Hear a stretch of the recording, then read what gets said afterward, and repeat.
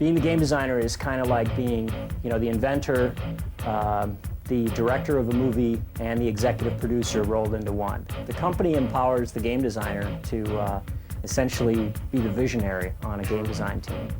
The game designer does not design the game all by himself. There's a whole team of people involved. I've got like one of the most talented teams in the business. What kinds of games do I like? Fast, action, aggressive. I don't do cute.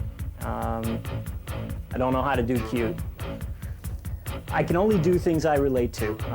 I have to have this thing burning a hole in my head and just screaming to get out.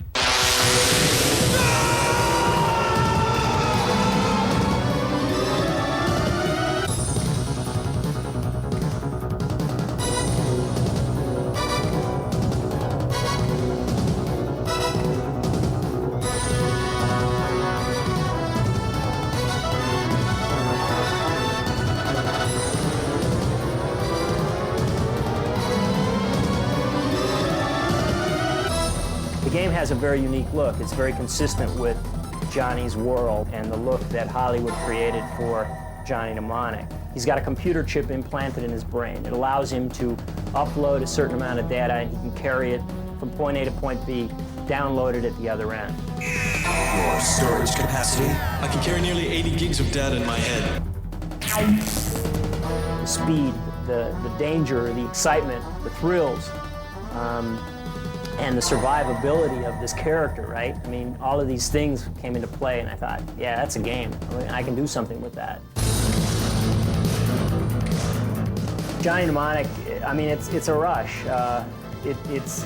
It's certainly one of the coolest games I've ever worked on, if not the coolest. And the combinations in Johnny just totally rip. I mean, these things, you get a world champion player, or you get an average player, or you get like a novice player. And I've watched novice players do 3 shots in a row hooked up.